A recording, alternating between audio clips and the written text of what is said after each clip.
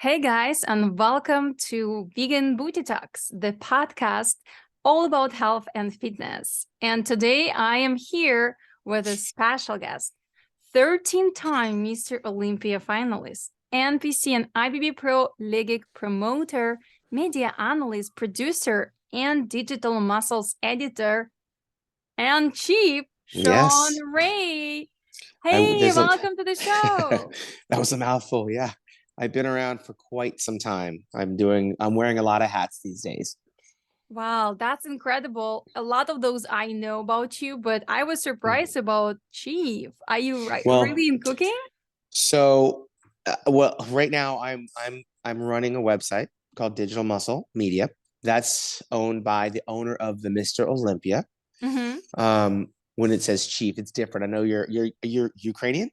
Yes. Yeah, so editor in chief, not editor in chef. Oh, I run the website. So I write, if you go to digitalmuscle.com, you'll see stories on contest results, history, a lot of things covering the sport of bodybuilding. I do a lot of reviews, and I talk sometimes about myself, and I talk about others. Sometimes there's some memorials in there and lots of tributes, but it's all about bodybuilding. And I run the website. I do some interviews with athletes called "Where Are They Now?" Catching up with the old school cats to see what they're doing like today, and lots of promotions. That's why good outlet for me to have on that website, because I can still cover the sport that I fell in love with, and also it keeps me very close to what I know best, which is bodybuilding. I started at 17 years old, and here we are 40 years later. wow. Well, we're gonna get definitely into your story. But before we're gonna get on my questions, I want people who maybe don't know you quite a bit well Okay. know you a little more. So before we get into it, can you tell us where you're from? And what do you do for living right now? You kind of touch on that, but let's kind of like expand. Yeah, so I'm from Orange County, California. Disneyland is 15 minutes up the road right here, very near to Newport Beach. I'm a native. I lived in Venice Beach for a little bit when I first turned pro back in 1987, and realized that Los Angeles County is not for me. I'm from Orange County, so I came home and I've never left. Although my bodybuilding career has taken me all around the world. I've been to Brazil, Russia, Germany, Italy, Spain, South Africa, China, Japan, Canada, Mexico. I mean, I could be here for a while telling you how far bodybuilding has taken me around the globe. And thank God, I love what I do. It's not for everyone. It's a sport of you have to have some. You have to be very comfortable with yourself, because it's really all about you. It's a very selfish Yeah. undertaking, and I think people, the higher up the ladder you go, the harder it is for some people to understand that, this was my dream to be a bodybuilder. And it's not someone else's dream. You can try to share it with someone else, but they'll never fully understand the passion that I have for the commitment to success, the commitment to excellence. It's about my meals, about my training, about my recovery, about my timeline, about my feelings. Everything's me, me, me, me, me. It's very selfish. And Mm-hmm. sometimes people don't understand that. And saying all of that, um, being from Orange County, there weren't a bunch of bodybuilders that I could look up to and admire. This is not a sport where everyone was doing it back in the 80s when I was in high school. I found one guy, or that one guy found me in the gym. He happened to be a two-time Mr. Universe, Mr. World. He just saw potential written all over me. I was lifting weights for football to get stronger, Mm-hmm. and he thought I was bodybuilding. And I didn't even know who Arnold Schwarzenegger was at the time. Lo and behold, he kind of lets me into his universe, and I start training with him, and I become a sparring partner, which is basically a young kid getting his ass kicked by a professional bodybuilder. But while I was getting beat up, I saw where it had taken him. He's 6'2", 255. He's 10 years older, but he was driving a Mercedes. He was speaking in German, black guy from Compton speaking German. He was conducting, he was doing the business of bodybuilding. I'd hear him on the phone, negotiating guest posing fees, appearance fees. He was an artist, and he manufactured clothing, very well rounded. He'd go to France, he'd go to Germany, he'd go to England, he'd come back with all this money. And I'm thinking, what are you selling, drugs? And I saw the trophies. I saw the fruit of his labor. I saw the trophies. I saw the magazines. I saw the end of his body of work. And I go, I want to do that. I would love to do that. I just didn't know how. So all I did was I kept showing up at the gym. I think 90% of the battle is showing up. And I just kept going back to that place where I was getting my ass kicked. And along the way, I learned what to eat. I learned that I had to preserve my energy because I know I'm going to go get beat up. But I continually went there to fight back. I kept fighting back. And the more I fought back, the more he kind of welcomed me because he saw my potential. Mm-hmm. So I appreciated that at a very young age. And it lasted for a good year and a half of my introduction to bodybuilding. And then I got to a place where, like, I can do this. I started competing. I got second. I won. I got a best poser award. And I started getting these trophies and I started getting victories. And the next thing you know, I was teenage Mr. America. I was junior Mr. World. I was on a plane. I flew to Australia at 20 years old and won the Junior Mr. World. And then I won the Mr. California and I blinked and I was the national champion and I had my pro card. 3 years out of high school, I turned professional and I've been doing bodybuilding ever since. People say, how do I make my money? I'm a marketer. I'm a promoter. I still make appearances based on my history in bodybuilding. I endorse products and I work with the Mr.Olympia platform, promoting the Olympia, raising money. So there's a lot of things I still do in the bodybuilding industry where I'm able to put food on the table. But I've always told people, I feel like I've never worked a day in my life, yet everyone will tell you that bodybuilding is arguably the hardest business to, one, make money, and two, be successful. And I've been blessed with 40 years of success and hard work, and I love what I do. I think that's the biggest component. Wow, what a story. It's incredible. Thank you so much for sharing this. So Yeah, you started bodybuilding when you was 17. Is that I did. correct? I did. And I never So, stopped. wow. And when was your last show? So I retired in 2001, which is 21 years ago. Um, and it feels like it was yesterday because I remember walking off the stage for the last time. I knew it going in that it would be my last Olympia. I was coming up behind the then four-time Mr. Olympia, Ronnie Coleman, who went on to win 4 more when I retired. And I've always said this, I started bodybuilding to be the best in the world. When I realized I wasn't going to be the best in the world, I changed gears. It was time to pivot, time to move on and get on with my life. And I didn't stick around. I have no regrets. I didn't feel like a failure. I mean, Ronnie Coleman was beating everyone. He was he was undefeated once he won it. He won 8 in a row. He's one of the greatest bodybuilders to walk the planet. I have the luxury of saying I beat him for 5 years in a row before he actually won. But my plate was full. My cup ran over. I was done. I was spent as a competitor. So I found a way to stay involved. I became a promoter. And that's what brought me here today, promoting my 6th annual Shawn Ray Hawaiian Classic next weekend in Honolulu. Yeah, I'm a little bit stuffy because I started getting a cold coming back from Vegas last week. really? Oh. I'm on the tail end of Mm-hmm. a world tour this year. Oh, I well, was in I hope you're doing a gonna lot of feel shows. better soon, but I'm doesn't just sound stuffy. bad. Yeah, yeah. It rained for the first time in about 5 years here, and I was out in the elements, and I feel like I got stuffy. So Mm. sorry, I'm a little nasally. No, no, no worries. So definitely gonna talk about your show and Yeah, the surprise for me that you're not from Hawaii. So I actually wonder now, why is that you're doing a show in Hawaii? Which is I'm thankful you do, because we all as a competitors happy that we have something going on here. So yeah. tell us a little bit more back history of why Hawaii and why this show. Yeah, my introduction to Hawaii was back in 1988. The original promoters, Dot and Mitz Kawashima, they used to be the owners and promoters of the Hawaiian Islands, and they held their shows there at the Blaisdell. They were partners at one time with Arnold Schwarzenegger, so they had some big things going on in Hawaii. They brought everyone over there, all the top pros of my generation. They brought Gunther Schlierkamp, and they brought Lila Brada, they brought Sharon Bruneau, Anya Schreiner, Anya Langer, anybody who was everybody on the tail end of the 80s and throughout the 90s. They were great promoters. I think they were promoting into the early 2000s. I was putting on a show at the time in Baltimore for a couple of years, and I didn't like Baltimore at all. And I had an opportunity to go and MC a show in Hawaii, and I saw how poorly it was run and how bad the promoter didn't have a grasp on what the athletes needed. And I asked for permission. I got permission to promote, And in respect and honor of Dot and Mitz Kawashima, I knew the promotions that they put on, and I knew I had to elevate. So I did. I came there, my first show in 2017, I believe it was. Mm-hmm. And I came with, I brought Danny Hester as a guest poser, classic physique, and Breon Ansley. My daughter sang the national anthem. I mean, we were doing some amazing things at the Modern Hotel, standing room only, sold out. We needed a bigger boat. It was way too big for my expectations. Sorry, my nose is running. No And worries. and then I moved to another facility and another facility. And then, of course, in 2020, it was canceled because of COVID.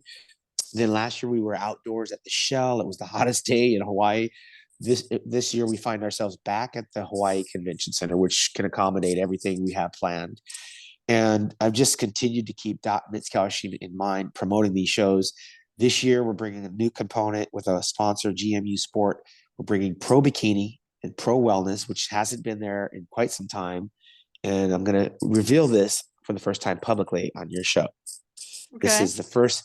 It's the first place award for the Pro Wellness.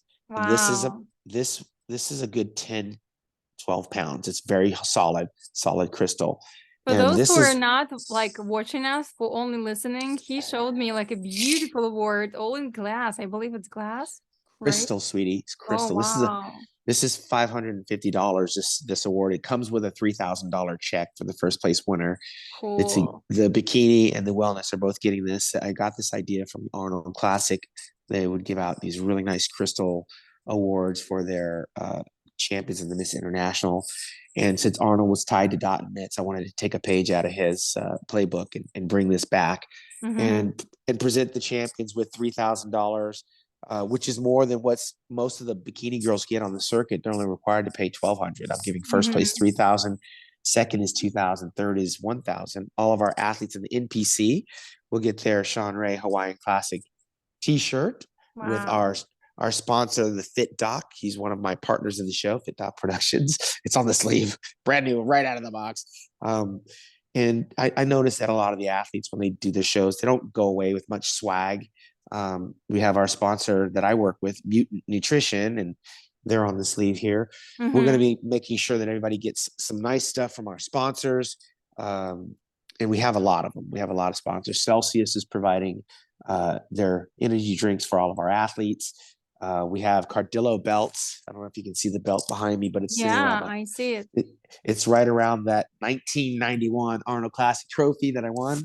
Cardillo belts is providing all of our overall champions with their weightlifting belts. And for those of you that haven't seen the actual flyer, take a look at that bad boy. Yeah, that looks really This is what's cool. That's what's coming to Hawaii, baby, right there. And it's going to be at the Hawaii Convention Center in the Kalakaua Ballroom. Prejudging's at 9 a.m. on Saturday. Finals are at 4 p.m. We're going to start with our pros, then we'll come with our amateurs. And I have another special treat involved for all the fans that come. They're going to have an opportunity to win a free trip to the Mr. Olympia weekend, courtesy of myself and Fit Doc Productions, all expenses paid. Wow. And the only way you win is if you show up at the show, and we'll tell you more about that when you're actually there in attendance. And tickets are on sale right now at srhawaiianclassic.com. Amazing. So all of this information is going to be in down description below, guys. So you can go ahead and purchase your ticket. And as we can all hear and see, it's going to be amazing show. So even if you're not Yes. competitor, and even if you're not in bodybuilding, show up at the door and enjoy this amazing show. I love what you do, Shawn, and I really thankful you are putting your heart. I can see it. It's not some small show. You're really making a new Olympia here in Hawaii. Your prizes, your sponsors look so good. So it makes Yeah. the event are so special for Hawaii here. So thank you You, for doing this. absolutely. And not to forget, I'd be remiss if I didn't mention this. We're going to have a very special announcement there that will uh, affect next year's competition, 2023, because it's always about being progressive and what's coming next and all that. We're going to do this great, amazing production with all about audio. He's my light, stage, and sound guy, but I'm bringing in a special guest. He's going to make a special announcement, and it's going to be something that I think a lot of the athletes in Hawaii are going to be very happy to hear as it Mhm. relates to 2023. Awesome. Oh my God, you make me excited. I will actually register today. I was holding, of course, I'm on the prep from August, but Yeah. I didn't register. I always like to leave it in the last second and just in case, because we don't know what's going to happen. It's life, you know? Yeah, we So, found that out with COVID, right? We had to yeah. cancel the show in 2020. Last year we brought it back. You could only participate if you were vaccinated. You could only watch if you were vaccinated. This year there's no restrictions. It's open to everyone. So we're welcoming everyone back. The numbers are really, really good by comparison to a year ago. Hawaii has stepped up and responded. And again, I don't want to hit anybody with a late fee, but the late fee kicks in as of tomorrow, I believe it is, when you register online. So you have to get registered 1 week before. Otherwise, the late fee is going to cost you some money. So if you're on the fence and you wait, it costs extra. So register today. Yes. Thank you for a reminder for me and for all the listeners right there.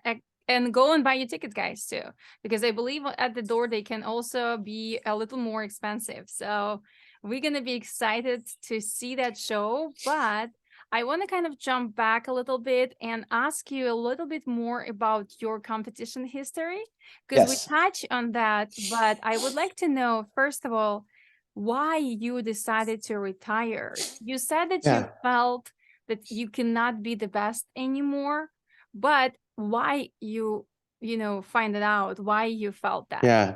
I think everyone has to know when to say when. Now, mind you, I started bodybuilding and I was under the impression that I would be Mr. Olympia.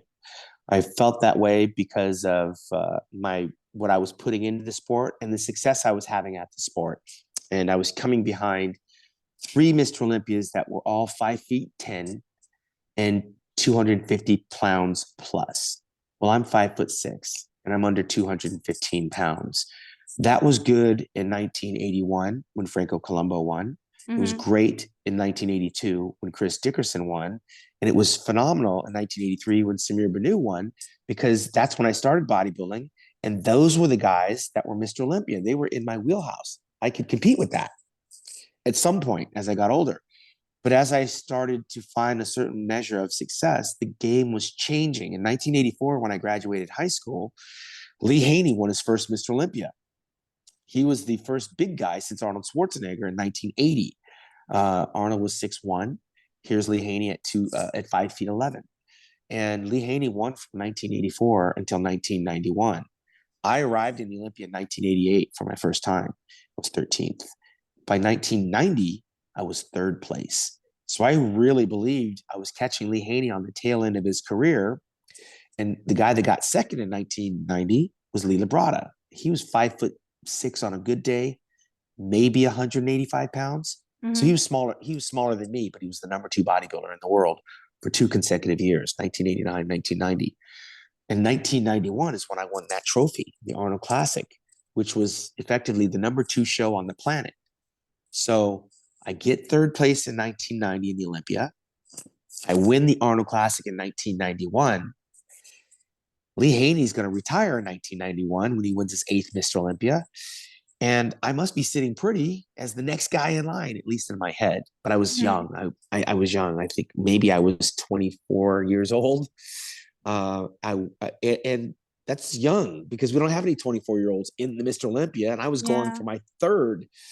Anyway, Lee Haney won in 1991. I dropped from third place to fifth place. And then here came Dorian Yates, a bigger version of Lee Haney, 5'11", 250 pounds plus. He won for the next 6 years. I got second twice. In 1998, Ronnie Coleman came along. And Ronnie Mm-hmm. Coleman replaced Dorian Yates, who had retired in 97. And Ronnie would go on to win 8 in a row. But midway through his run in 2001, I had to watch this victory ceremony take place on stage, and there was nothing I could do. There was nothing no one could do, even the guys bigger than me, to penetrate Ronnie Coleman's hold on the Olympia title. Mm-hmm. After 4 years of that for me, I realized, you know what? I'm banging my head against the wall. I'm not bodybuilding because for me at that time, it was a business. It was my life. And I felt at that stage, since I realized that title's not going to slip away from him, no one's going to take it from him. Do I want to be along for this ride to celebrate this guy? Or do I want to start working on the rest of my life make up for all the things I've missed out on and do the things I love doing, I decided for me, not for my health or any other reason, that I'd gone as far as I could. I wasn't going to chase this guy. He was way too big. And the dynamic of the sport was favoring size. It didn't matter if you were in shape, it just mattered if you're bigger. So I turned the page, and I don't have any regrets about doing that. I think it would have been a dead end street. I think if I had stayed another 5 years, the same results. I would have been probably hanging around third, fourth, second, all that. But I'd done it. I'd done all of that. So there was really nothing else on the stage that I felt I could accomplish. And once you realize that, you can confidently walk away and take all of those life lessons, all of those losses, and spread yourself around. And I did. I went on tour. I created Shawn Ray muscle camps in South Africa, in Ireland, in Chile, Miami, Las Vegas, California. I was everywhere with the muscle camps. Then I went into the Shawn Ray contest promotions, and I was in Baltimore. Then I put on the first 202 pro competition with the New York Pro Show in 2007. David Henry won that. Then I put on the Shawnrayhawaiianclassic in Colorado. Phil Heath was the first winner in 2006. Kai Green won it in 2007. So I was doing promotions, and here I am 6 years into this Shawn Ray Classic in Hawaii. I don't, it's not work. I'm taking all of that knowledge and experience and enthusiasm, and I think I'm affecting more people, because I told you at the very beginning, bodybuilding is very selfish. And when you can get out from taking care of just yourself, you can help so many others. So someone's going to walk away with prize money, a ticket to the Mr.Olympia as a competitor, 2 of them. Someone's going to get a national championship qualified. Someone's going to get a free trip to Las Vegas off that island to come and watch the Olympia, courtesy of Shawn Ray and Fit Doc Productions. And I'm going to feel like I'm a part of all of them. And it takes me back to being a part of what Dot and Mitts created on the island of Oahu. And I'm bringing the ohana. I mean, I feel like I'm part of Hawaii. I'm connected. I'm 6 hours by plane, separated by a Pacific Ocean. But bodybuilding is family. And so I'm no longer feeling like this selfish guy doing it for Shawn Ray. I'm taking everything that I got and giving it all back, the same way that I felt John Brown did when he found me at 17 years old. He poured into me what I could be as a bodybuilder and showed me what it would offer. And now I'm giving it all back. That's such incredible. Oh my God. It's an example for anyone out there how you can keep going and doing the bodybuilding without being on the stage. I'm so glad you shared this story with us, and you are really a giver. I can feel it. I can see it. So it's amazing that you found a new way how you can be a part of this family and then keep going. And of course, I want to know, what did you feel when you won your last show? Yeah. So I said this when I turned pro. I said this when I won the national title. They said, what's next? I said, well, I'll probably lose more shows than I win, because I knew I was only going to try to win the Olympia. And there's only one winner, and it's only one time a year. I stepped outside of that and won the Arnold Classic. And I won the Pro Ironman Championship. And then I focused solely on trying to become Mr. Olympia. And sadly, those were the last shows I won, because I was only trying to compete in the Mr. Olympia. So I was losing to Ronnie Coleman. I was losing to Dorian Yates. It didn't affect my psyche, because my peak of my career for me was when I earned my pro card, because that victory validated my walking away from football. I always thought I'd play football. I played from 8 years old to 18. And everyone thought I was crazy when I went to this sport that no one had heard of. My parents certainly weren't following bodybuilding. No one in my schools were following bodybuilding. There I was, shaving my legs, putting paint on my body, wearing these tiny little posing trunks, looking at half-naked men in the magazines. People thought I was freaking crazy. And then I became the very thing I had admired. I came from a very artistic point of view on what bodybuilding was. I never thought it was just the biggest and the strongest. I didn't go in the gym recklessly throwing weights around. I went in there sculpting and shaping my body. And I knew that my presentation is what people would remember. And the guy that introduced me emphasized the presentation. That's all you got. I didn't know at the time that YouTube would become a thing. It didn't exist. YouTube was not there. But all of my routines are out there for all these bodybuilders now that message me and compliment me, saying, hey, I studied your posing. I watched you perform. They're looking, again, I'm retired 21 years. So those compliments that came from the 90s, because I did the homework and I paid attention to my body of work, that validated all of the sacrifice. I love what I was doing as a bodybuilder, Mm-hmm. but I'm much more comfortable now helping other people's dreams come true. Yes. Well, this is incredible. What would you think you may, or maybe what one thing you wish you had known when you begin your career?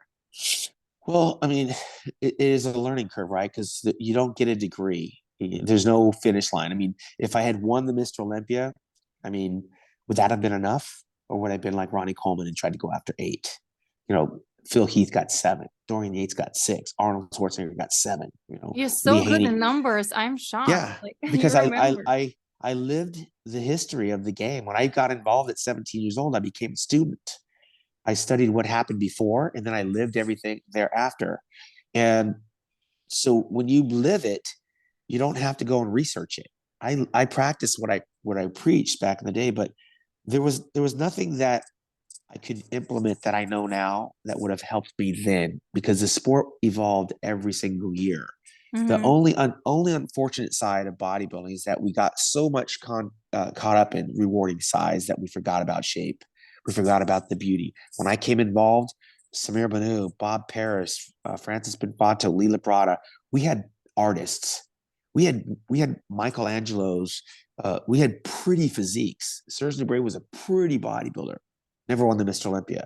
There's so many beautiful physiques, but we don't even use the word beautiful anymore. We don't even use the word artist anymore. Those are adjectives that no longer apply to what we see on today's Olympia stage. It's gone like the same way as the 8-track.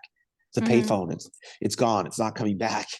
So there's some things that we've seen happen, transition, that are never coming back. And I was a part of an era that there's adjectives attributed to my work in the gym that symmetrical, beautiful art, all those things apply to what I was doing. If they don't apply anymore, it's sad. But Yeah. there's nothing I know in retirement that would have helped me when I was competing. Mm-hmm. Well, thank you for being honest here. And I was just listening to you and thinking you could be a really great judge. Have you ever tried to be a judge? The one thing I stayed away from, I've pretty much done everything. I've emceed shows. I've trained athletes for shows. I've sponsored athletes for shows. I've put on shows. The one Mm-hmm. thing I never wanted to do is stand in judgment of picking a winner. I've been judged my entire life, and I don't want to be on the other end of that. Just nothing in my body has me wanting to decide a winner. Like, it's just Mm-hmm. not a me. That's also so honest. So that's great to know. And I think it's because you're a giver and you have really big heart. So every time when you judge someone, you have to be a little bit, off your emotions, off your, feelings. So I Well, think I am. I mean, and I'm a critic. I analyze shows. I pick physiques mm-hmm, apart, but I don't try to rank them. mm-hmm. Okay, what advice would you give someone wanting to pursue a career similar to yours? You have to have thick skin. You're going to be judged even when you're not performing. I mean, you get judged in the gym when you're training. You get judged when you sit down and you choose the foods that you're going to eat and the quantities that you eat. You're going to get judged when you decide to make a decision to do a show that other people are competing in. You're going to get judged based on what you look like on the road to this show. And then you're going to be judged at the show. And then you're going to be critiqued and picked apart when the show's over. It never ends. And if you don't have thick skin to block out the noise, you can't do it again and again and again, because it's a sport of criticism. They knock you down. So you have to find a way to build yourself back up again. I came from an era where the fans couldn't communicate with us directly. You had to write a Mm-hmm, letter. You had to write a letter to the magazine. The magazine would decide whether or not I should read it. It's a nasty letter. The magazine won't send it to me. Now we have direct access. You can send a DM on Instagram. You can send an email. You can call them on Facebook. I mean, you can reach anybody you want to reach, and it's up to them if they want to respond. You post a picture, you can get 1,000 responses, and they could all be negative because they don't like you. They can try to cancel you. They might not like what you said. They may not like the pose that you're in. They may not like the political statement you made. And mm-hmm. they can come for you, and they come for you. But as an athlete, you got to block out the noise. And it's very hard these days for people to block out the noise because everyone wants instant validation. I didn't take progress pictures and stick them up there for my fans along the road to the Olympia to give me feedback. All I had was a mirror and a training partner. I was listening to one or two people. I would look at photographs of myself. I wouldn't take photographs of myself and put them out there into the universe so people can say, he's 2 weeks out, he's 5 weeks out, he's fat, he's got, and they just, anybody can comment on any picture you post. So in today's arena, you got to be very thick-skinned and not be invested in opinions of other people. It will affect the outcome of what it is you're trying to do. I never once asked the judge, what did they think of me after the show was over? I was second, I was third, I was fourth, I was fifth, but I never got off stage and said, what do I need to do to be better? Because I was an artist. And if you think of yourself as an artist, let's just say you're a painter. How many people you want to touch your canvas? You have so many brushes, you have so much oil to paint with, but you only have one blank canvas. If you call yourself an artist, you got to bring that canvas to life. If you're going to paint a car, if you're going to paint a landscape, if you're going to paint a face of someone, you want someone else coming in and picking up the pen and going, here, put a mustache on it. Oh, here, let's draw a car over here in the corner. You don't want anyone touching your canvas. And when that painting that you're drawing is over, you have one final thing to do. That's to sign your name to it. For the rest of life, everyone knows that was your painting. Whether you're good or bad, art is interpretation, right? Yes. What you think is beautiful, I might think is horrible, but it's you. You drew it and you picked out the colors and you picked out the landscape and that's yours. You own it.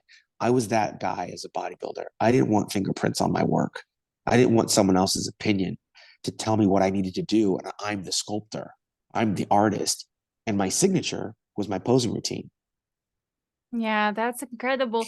And I agree with you. I want to say just a man, and then I wanted to save these words because I love that idea of being an artist in bodybuilding.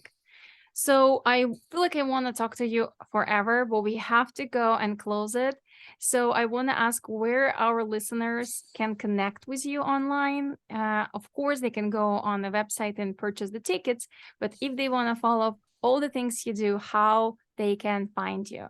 I'm pretty active on social media. I mean, you could find me at Shawn Ray IFBB Pro on Instagram. On Twitter, it's Sugar Shawn Ray. Sugar. Why is it sugar? Because I'm sweet, sweetie. You didn't Oh know? my You better goodness. ask. I You know, better I ask know, I somebody. feel it. And I have my Shawnray.fitness website where you can find out everything about me. You can get my ebook, The Shawn Ray Way, and of course, the bodybuilding show is srhawaiianclassic.com, and you can find me as the editor-in-chief at digitalmuscle.com. That's awesome. Okay, all these links, guys, going to be in description down below. Before I let you go, I have a last question that I ask everyone on this podcast. What would you do if that's going to be the last day of your life on this earth? Well, I made a post today.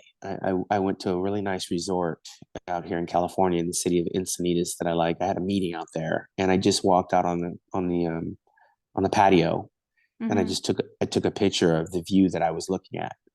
Go and look at it. It's the last post I made, and I said, I thank God for another day above ground, because tomorrow's not promised to anybody. You can't plan for those type of scenarios of it being your last day. I don't live each day like it's my last, but I'm thankful for each day that comes because I've been to too many funerals, and we know that in an instant it could all be taken away. But I couldn't plan for the last day, right? It's going to come. It's going to come for all of us, and we're not going to necessarily know when the time or the place is, but we got to be ready. Like when I go, again, you got to be mindful. I've seen more places on this God's green earth than more people can dream of. They'll never go there, no matter how much money you have in the bank, no matter how hard you work. When all is said and done, you probably won't have traveled the world the way that I have since I was 19 years old. And there's a lot of people that won't. I've seen God's work. I've seen the hearts of people. I've heard the different languages. I've seen how much money can buy, and I've seen how much poverty can make you suffer. So there's not a lot of things I want for. I mean, I want to see my kids grow up. I want to see them get married. I want to hopefully be around to see their children. those are things that you can hope for, but they're not promised. None of us are promised tomorrow. So I don't think about the end times. I think about today. When I was out there taking a picture and it was clear, it rained all night. It hardly ever rains in California, but it rained all night. And when it's raining, you're like, oh God, I can't wait for the rain to go. But when it's not raining, you wish the rain would come because the air is polluted, because it's hot. So I take it as it comes. It was so crisp and so clear, and the air was so fresh, and you can see so far. I just stood there and took a picture. I said, thank God for another day above ground that I'm able to see this. So many people that I know, they're not here, and I knew them well, and I didn't expect them to not be here, but they're gone nonetheless. So one day at a time, I hope to get to Hawaii and get through another Shawn Ray production. I'll be on my last leg. I was in the last 4 weeks. Let me give you my resume. Las Vegas, Switzerland, Dubai. And last week I was Las Vegas, England, Switzerland, Dubai, Las Vegas. That was my last 5 weekends. Cool, Five cool, weekends, cool. 5 weekends in a row. And then this weekend I'm out in Palm Springs, which is that's 2 hours from my house. But the following weekend I'm in Hawaii. So I'm wrapping up a world tour that has shown me the fruit of my labor. And I can't wait till we get to the holidays and I can exhale and I can just put my feet up and watch TV. Yes, thank you so much for today, for your time.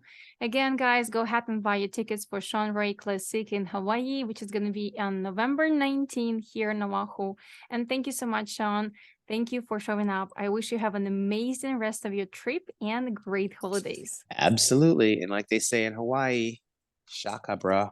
Yes, Shaka. All right. Bye-bye. Bye-bye.